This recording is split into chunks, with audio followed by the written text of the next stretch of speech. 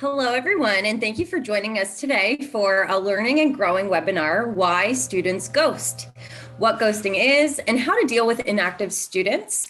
Our presenter today is Professor Casey Clemens of Hopkinsville Community College. My name is Marissa Maffei, and I'm a member of the training and support team here at Hawks Learning. We will have a Q&A session after the presentation, so please enter any questions in the Q&A as we go. And with that said, I'll hand it over to our presenter. Thank you so much, Marissa. I'm going to go ahead and share my screen. And Marissa will let me know if everyone can just see the beginning slide. Looks great to me. Thank you. Thank you. So ghosting.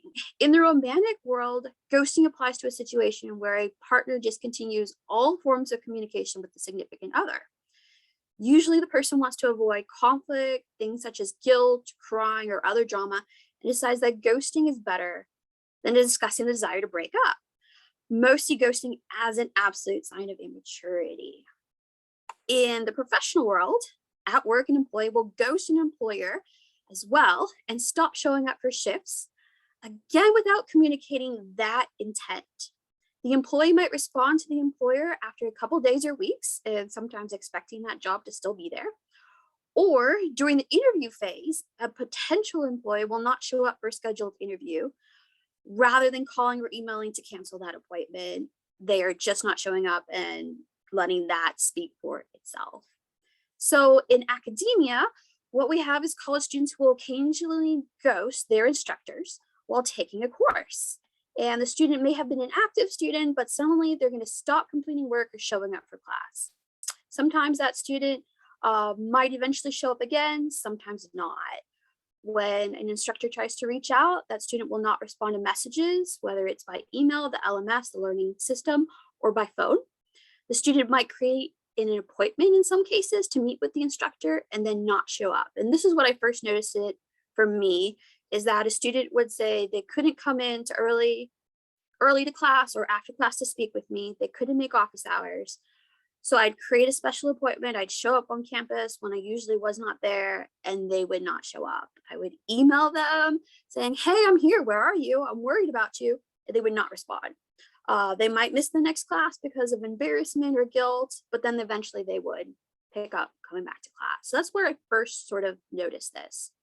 The key differences between the academic world, professional world, and romantic world is that romantic partner and that boss can get as angry as they want with that employee for ghosting.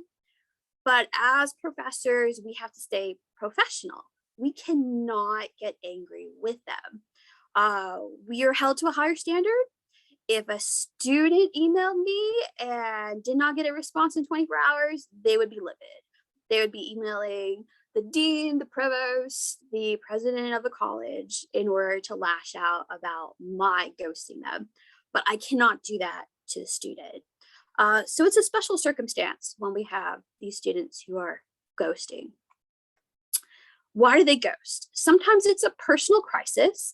Perhaps they lost a resource. Maybe they were moving and the internet company hasn't come by to plug in their router. I had one case of a student I was teaching, and they were living actually in another state. The class was online, so that is doable now. And they let me know, hey, they got hit by some tornadoes in Alabama. So they lost internet connection for about a week until it was restored. So things like this happen that I have no control over. They had no control over, but there were solutions that could have happened. Sometimes another personal crisis might be mental health. The individual might have been struggling with an issue, might have been more focused on work, and suddenly the mental health struggled. Same thing with work commitments. They got the opportunity to pick up with extra shifts and they needed that money. So instead of coming to class or working on assignments, they were at their job. Lastly, there's family situations. All kinds of family drama can occur. Students can get kicked out of housing situations. They can have fights, divorces, childcare issues, and everybody deals with trauma differently. Death affects people in different ways. Sometimes students need time in order to process the information and then will resurface. Another reason is they might be overwhelmed. Suddenly everything might be hitting all at once for them, or they might have just progressed to a more difficult module.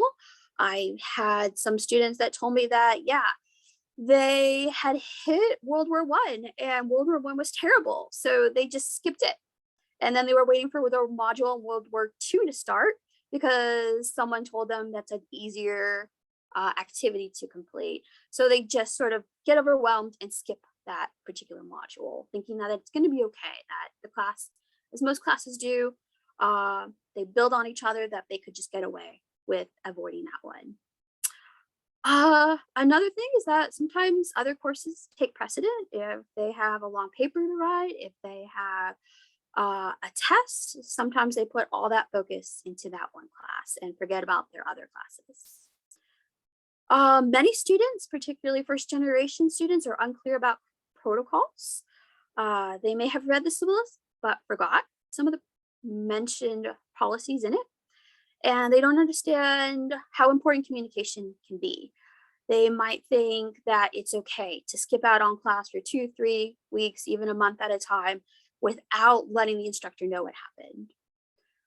There are quite a few students who have confusion over expectations in high school or college. A number of high schools will accept high school work up until the last day of class and still grade it to provide that student credit. In college, we don't do this. In high school, a D will be considered as passing, but in college, a D is not passing. So sometimes students are used to putting in less amounts of work and still succeeding. But in college, we have different expectations. The reality is that some students do stop caring. Sometimes students are engaged in personal life, family life, work life, and the course has stopped being interesting for them. I like to give my students the example of vacuuming. I hate vacuuming. I am not good at it. I will look at my carpet and say, yeah, there's a couple pieces on the floor. I'm not going to vacuum. I hate doing it. I don't care. And I might pick up a couple pieces and be like, yeah, it's fine now. But after a bit, it will get irritating to me, and then I will start caring, and then I will have to vacuum. But I will eventually come around, and that's what happens to a lot of students. They might stop caring for a period, but then they will eventually come around. Either someone else will put pressure on them, such as me. I might realize, hey, someone's coming over, I better vacuum. That's my pressure. So a student might have to be held accountable to parents who are saying, I've noticed you've not been cracking open your textbooks. What's going on? And then suddenly they care about the class again. Some students think that you hate them. You might not have had any interaction with them. All they might have had from you are grades. They might have actually been pretty good grades, but they still might think that just because you talk to another student or call in another student, that you just think they're subpar. So they resent that and they act out. Other students want to practice adulting. They understand they had that personal crisis. They understand that that was completely their fault. They do understand that they should have communicated that to you. So they want to hold themselves accountable, and they're not going to communicate their reasons for why they've missed out on a period of days or weeks. And the last thing is guilt. Just like us, we feel awful when students are ghosting us. They feel awful that they are ghosting us. So once that guilt sets in, sometimes they can't overcome it and they just don't want to show their face anymore. I'm sure there's other reasons I haven't put on this list. I'm sure you've experienced a lot of these different situations that I've talked about, but what can you do? There are ways to deal with inactive students. And the first thing is to know your campus resources. So some campuses have early intervention teams where you can send off the student's name and they will reach out to them. And this is great because you need to focus on teaching. You need to make sure you're paying attention to the classes where the students are engaged. If the student's on a sports team, there's special advisors whose job it is to give them extra study hours or make sure that they are spending time working on the class. So use them. That's their job. I really like a program called Starfish, but I've also used other ones called Aviso. And then there are similar kudos or reporting systems. So I've taken a screenshot of what Starfish looks like. So you'll see at the bottom, Starfish is a way of helping students succeed by connecting them with helpful campus resources and keeping students up to date and informed. And you pull up the student's name, and there are ways of giving them quick feedback. So you can tell them, great job, high score on exam, keep up the good work, they're off to a great start. If you're advising them, you can tell them they're doing wonderful with meeting with you. And then also they're showing improvement. These are ways of giving them quick feedback and letting them know that there's another way that you're checking in on them, that it's not just in the class when you're seeing them or working with them online or grading their homework, but you're also seeing them through this other way. Another thing that sometimes campuses have is a campus secretary who will take that burden of calling students or reaching out to students who have ghosted you. And again, it's great if your class, if your college has this, because it's taking the load off of you. So use those resources when you know them. When I send out kudos for my students, sometimes I like to put in my own words of encouragement. So I have a Google Doc where I've put all these funny little phrases that I have used in the past. Some of them I've borrowed from other people. Some of them I have found online, but it's my little shortcut. So I just copy and paste into the kudo and I let them know what I need them to know. These ones are all words of encouragement, but I do have ones where I'm trying to get the student to work a little harder. So some of them I'll say things like, keep believing in your potential and hard work. A little progress on the essay each day will make you successful. So I might put that out just before an essay is due so they know I'm looking at their work and I believe in them. Another one, I might say, you have a special understanding of doing things perfectly. You will definitely succeed in life. So if I have a student who is understanding directions and reading the rubric, I let them know that. Sometimes I do them for small tasks. If a student is really struggling, I want to let them know they did great participating in class today, that I liked it that they were working in a group, or that they worked on the in-class worksheet and asked for help on it. So I want them to see that I am observing them. Ones where I'm trying to get the student to work a little harder, I might say, I'm really glad you participated in class today. I've noticed that you have trouble following all the directions on the assignments. Please make an appointment with the tutor to go over strategies for improvement. And this is something that Starfish does provide, as well as some other feedback reports that I've used. You can actually link them to a tutor. So the tutor will get an email and they will get then a follow-up email from that tutor saying, hey, let's make an appointment. I see that your instructor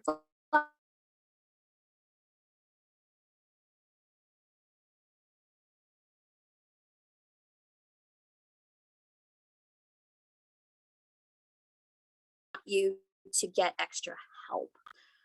Again, but I for my students when they have disappeared. So I can put out a note and saying, hey, I noticed you didn't make it to class. I hope you're okay. So staying in contact with these students is important. After a certain amount of inactivity, I usually say 3 tasks. I'll message the student unless it happens to be a major paper. Then if it's one major paper, then I will message them either through Starfish or through email. Start off with expressing concern over that well-being of the student. It lets them know that you're worried about them, and then they're worried that you just made them worried. So that tends to get a response. Messages can be provided through the school email or the LMS. It's up to you. Some emails, like my school email, will delete emails after a period of time, but in the LMS, such as Blackboard, it'll save them. It is there forever. A student can delete the email, but in Blackboard, they can't delete the message that was sent out. So that's always there for documentation. A program like Starfish, and I'm sorry if this sounds like an advertisement, will always have the option of sending emails to the advising student success or tutoring teams. So again, it stays on their record. Their advisor can pull it up and say, oh, good, the student was doing really well. Or, oh no, the student is not meeting competencies. Tutoring teams can also pick them up and say, okay, these are students that need to be reached out for. In some cases, some schools will encourage calling the student, and I know there are instructors who really resent that responsibility, that feel that students should be checking email. But again, this is where that secretary or that designated person on campus should be the one calling and reaching out to the student. That should be moved off onto the burden of somebody else. So if you don't want to do that, by all means, find the person on your campus who's supposed to. If there's no response, I will actually reach out again in 24 hours. I might use the word urgent. I might say, hey, this is important, please respond. And then I will reach out a maximum of 3 times and keep that documentation so that the student knows I tried to. Because I've had those situations where the student will claim I never reached out. I never contacted them. They'll go straight to the president and say, yeah, no one ever reached out to the student. I never respond to emails. So I keep that documentation. That's a good choice for why either you want to do it through email or through the LMS or have it documented in something like Starfish or a Viso. So contacting them is important. It's also important because of enrollment numbers. Many schools have experienced a drop in enrollment due to COVID, and different schools have instated new policies regarding contacting students to ensure that course progression. So you want to check with your department about the requirements to find out what you actually need to do, whether it's the minimum or whether it's the maximum as you feel like. We all have seen how students have been affected to COVID. We all have been affected by COVID personally, and we've seen just how much more of the work has been placed upon us as instructors in order to engage those students. So a lot of schools are putting that burden on the instructors to make sure that the faculty are holding students in the classroom.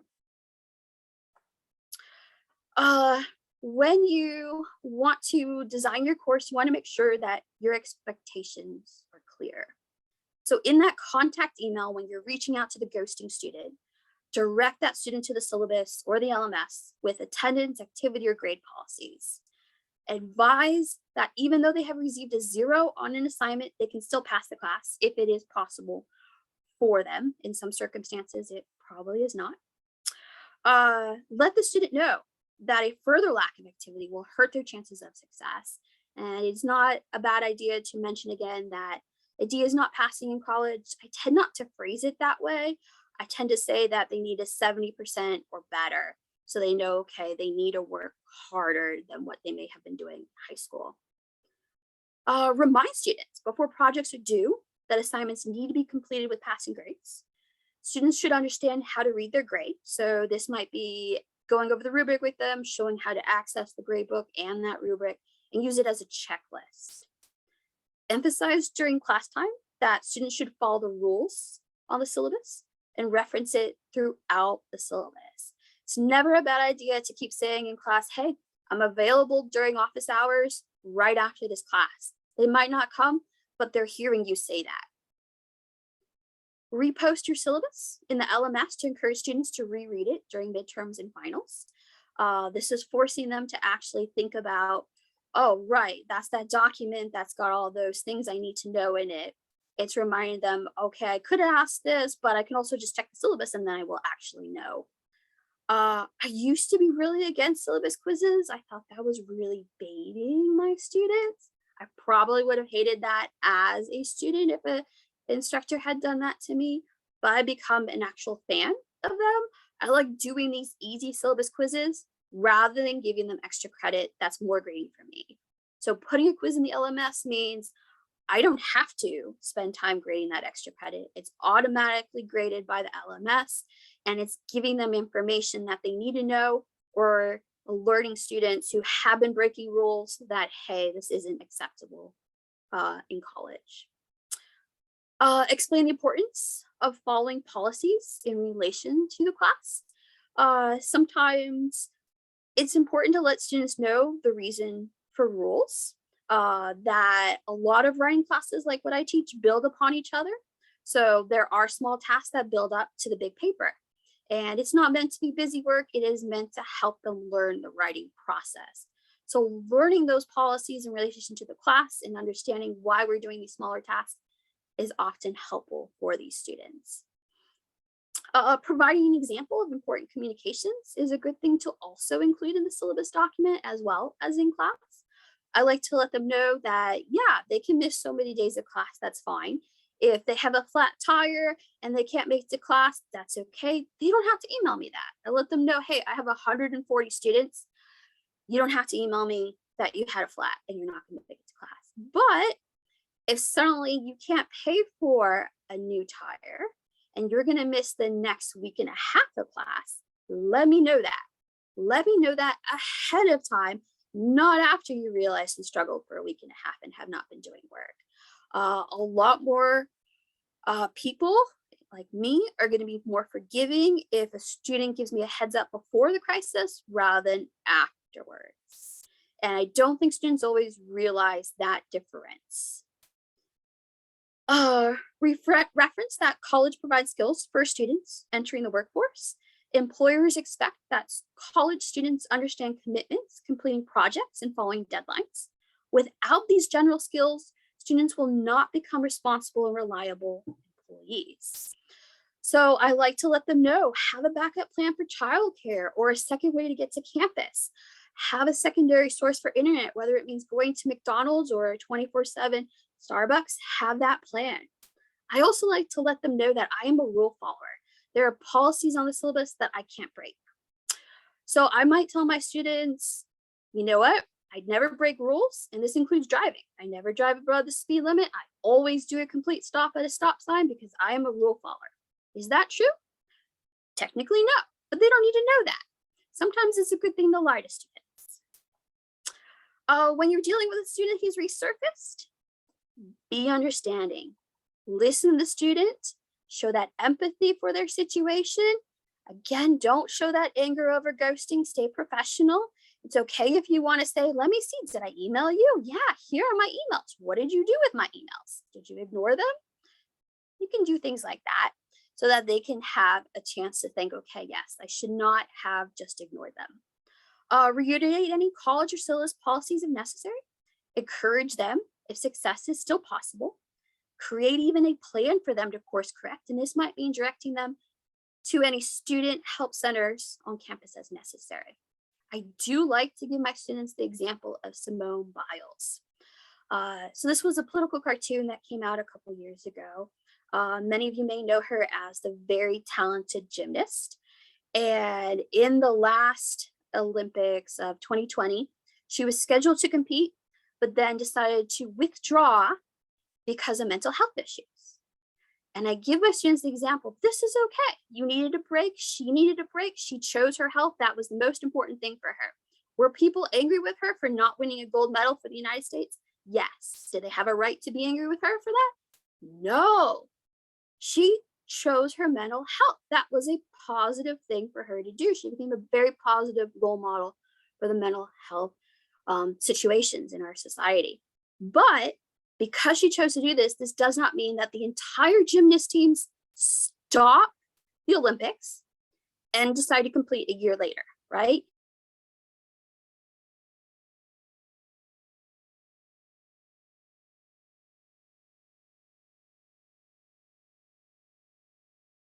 Gone. The gymnasts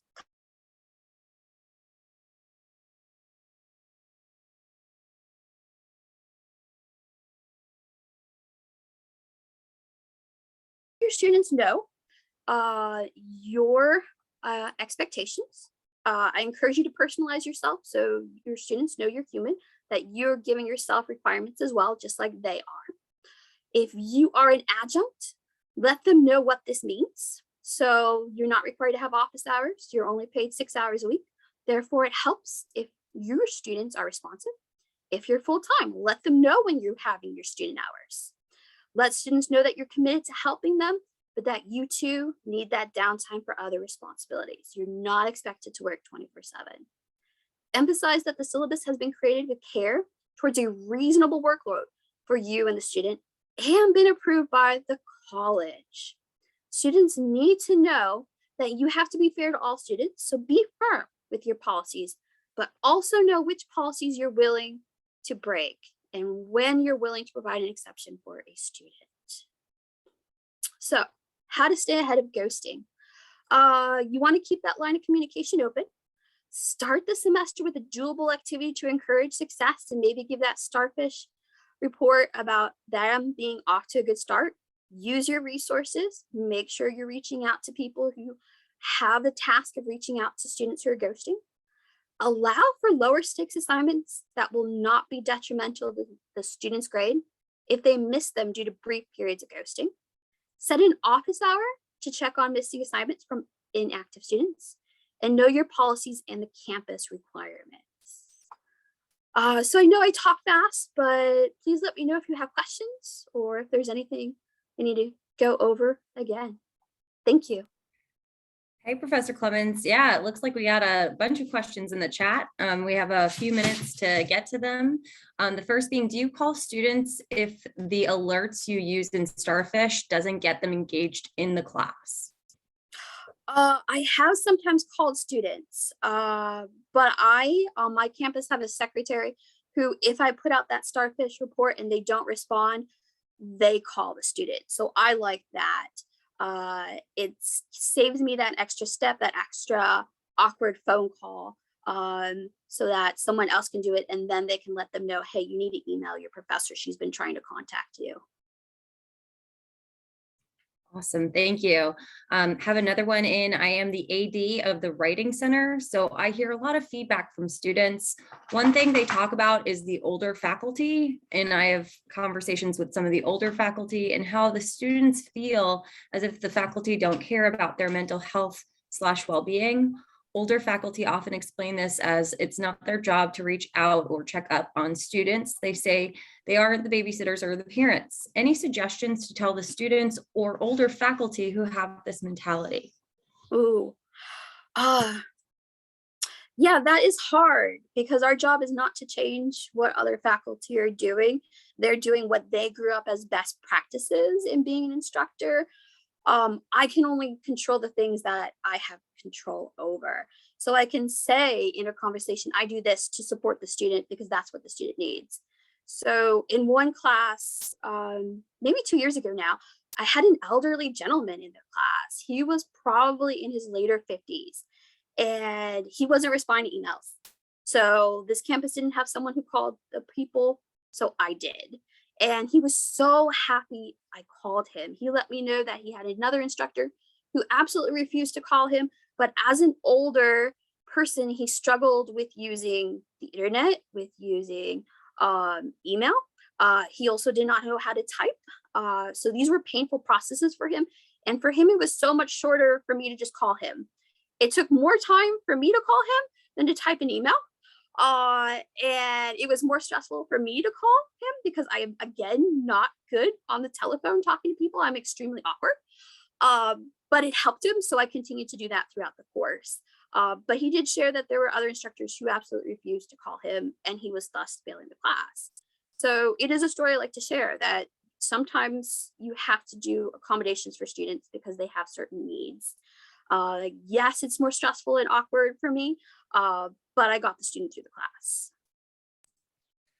Another question, what about contacting students via text message or WhatsApp? Do you try contacting students this way? Ooh, I know of people who do that. The one time I gave a student a phone number, they did crank call me. So that was my lesson learned. I don't give out my phone number for text messages. I do have a Google number, but even still, I don't want to look at my phone and resent it. I use it for family. So I try to keep that separate for me. I need that distance. I need that bit of downtime. I also am not paid well. So I can't afford an expensive phone with a lot of data on it. So I can't do WhatsApp. But I do know people who work very well, who have a good relationship with their students. And this has never been an issue with them, with students abusing privileges, that they observe timeframes, that once the class is over, they don't text them awkward things afterwards. So if it works for you, definitely do it. But protect yourself also. Know that there might be stipulations you need to put before students start abusing that privilege. Another question, I'm getting increasing pressure from colleagues to accept late work. I refuse to do so. My time and family also matter. My syllabus says no late work. My welcome LMS messages, I'm here to help. Let me know ASAP if you have a problem. Nothing seems to help students expect to pass no matter what, and college treats students like customers. LMS announcements are updated frequently, and I have emailed students who have been doing well and disappear mid-semester. How would you recommend to increase student accountability and ownership of their learning, best current practices while upholding rigor? Wow, yes, that is something I have struggled with as well. And I have switched jobs. So I've been on campuses where you're encouraged to take late work. The students need it in order to succeed. And then I've been on campuses where they completely uphold the late policy. No late work is ever accepted. Uh, I like the no late work policy because, again, that protects my time with family. It protects my ability to have downtime.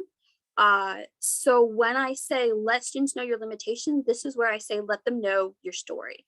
Most of my students clock in for their jobs. They get paid for every hour they are there. As a teacher, I do not. I might get paid for 37.5 hours, but there are weeks where I am putting in 70 hours a week. So I don't get paid for all of that. And it's sometimes helpful to let students know that. So if I was adjuncting, I would let them know, yes, I only get paid for 6 hours this week. So I know you want to give me the last 3 weeks of work, but it would mean I can't grade my other students who have been reliably turning in work. So I tell them I don't have time. I cannot allow you to turn in that much late work. I might, if a student has a good excuse for ghosting me, take a late assignment or two. But I think giving them that boundaries and sharing them what your situation is, how you are paid, how many hours you are paid for, helps them see, oh, right, it's not a fair request for me to put this burden on you so that you're working until 1 a.m. or that you're putting in weekend hours when you've got family responsibilities.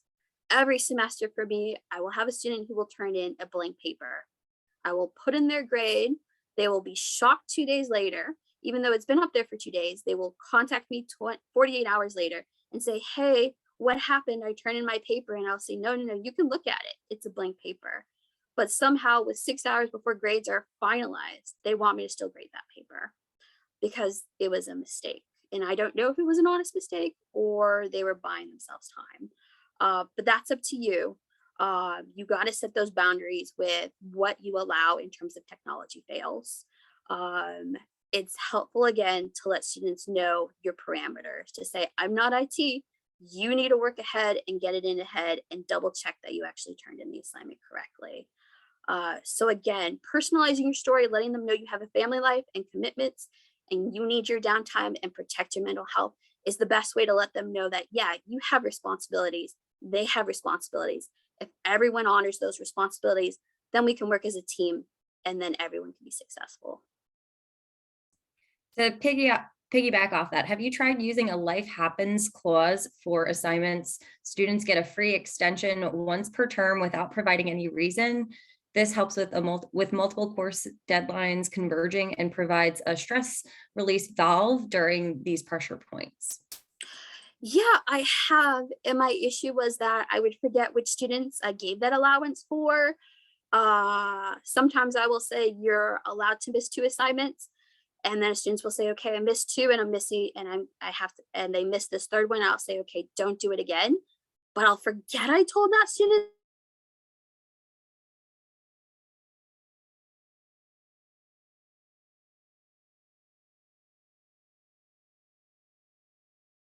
to do it.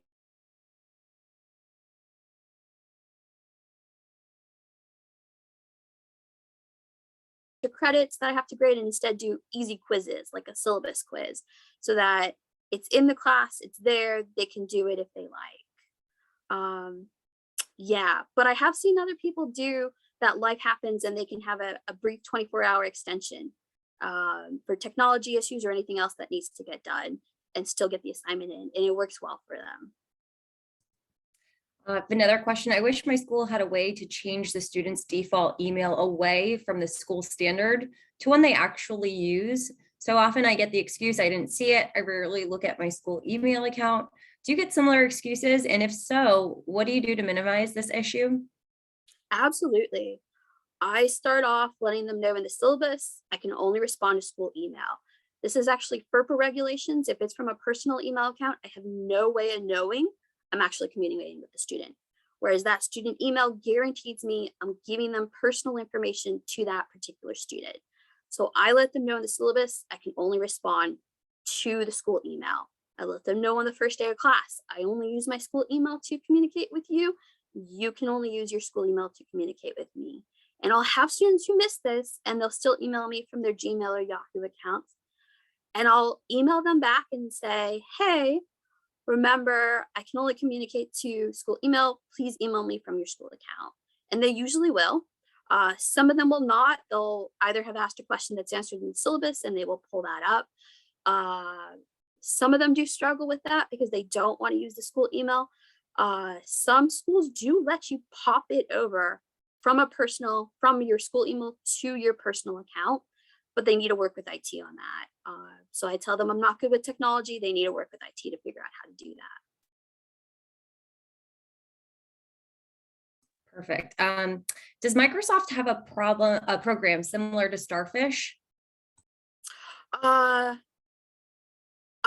don't know if Microsoft actually does.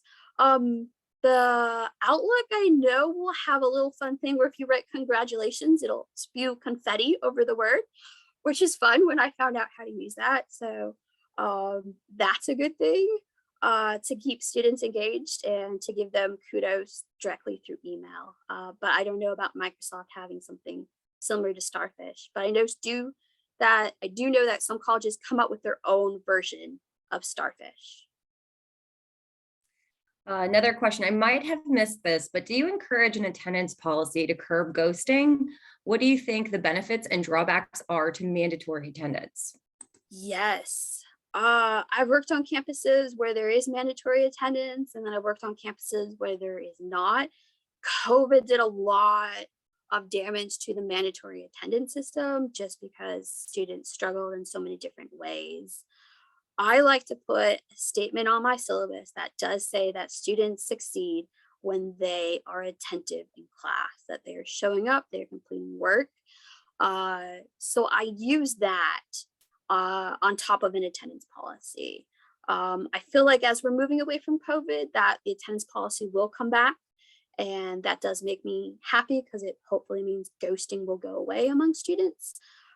Probably not completely, but probably more success with students persisting. How do we navigate COVID-19? I hear so many excuses about underperformance due to COVID-19, and I'm sick of this. What is your advice about holding students accountable, even as COVID-19 is blamed for underperformance? Yeah, I agree. As we have moved away from COVID and we've decided to live with it, as schools and places of work have decided not to provide COVID pay for when you're out sick, I feel like the school system should adjust as well and say, yes, we are living with this now. So I think it's important to tell the student, I know you missed some assignments, but I also believe in your resilience. I know that you'll be able to overcome this. You may not have been able to get a high A like you wanted, or even settle with an actual A in something lower, but I believe you're resilient to still overcome this. The majority of the students where I have let them slide and giving them exceptions will continue to ask for exceptions. It just keeps on snowballing into worse and worse events when the student never dealt with the primary issue or they're now taking advantage of me. So I believe it's best to tell a student, you need to be resilient. I believe in you that you will be resilient if you believe in yourself. So keep moving forward, keep completing the assignments from now on.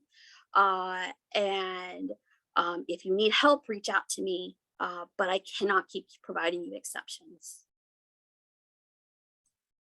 Excellent. And we actually have just 2 comments. The first being, sometimes when I give a positive report in our retention software, students will freak out. So prepare students that you will not only report on problems, but also give encouraging remarks. And 2, we found that having a retention specialist that is a liaison to our high schools have been very beneficial regarding concurrent student ghosting. So those comments, and then it looks like I do have one more question that just popped up. Students have discovered it's easy to give the excuse of family situation and mental health issues. Do you have a limit to how many of these vague reasons you will accept? Do you ask for any type of evidence? Ooh, yes, actually. If I feel like the student has been honest with me and they are believable, I tend to trust them. But in certain situations, I have felt my spidey sense go off that maybe the student is lying to me in some regard. So I did have this situation where a student completed the very first assignment and then ghosted me for 2 solid weeks after that. Showed up after I had been emailing them several times, and said, hey, they had a family member die in the Bahamas. So they'd been in the Bahamas for the last 2 weeks for the funeral. I'm fully accepting of cultural differences, that funerals can take 2 weeks, that trauma is dealt with differently. But I feel like there were moments when the student could have thought about the class, whether it was the 2-hour drive to the airport, sitting in an international airport for an international flight for 3 hours, or thinking, hey, I'm in a different country. I should figure out where I can get internet so that I can keep in contact with people, right? So I do draw the line in certain places. I try not to ask for documentation about certain things that I feel like might be breaking FERPA. Sometimes there is a dean of students that you can say, okay, if you want this excused, you need to provide that documentation to the dean of students and let them research whether they were hospitalized for a period of time. Sometimes it's someone in student affairs who does that, but I try to pass that off so that I'm not constantly saying, hey, you said you were going to get me that doctor's note and it didn't happen.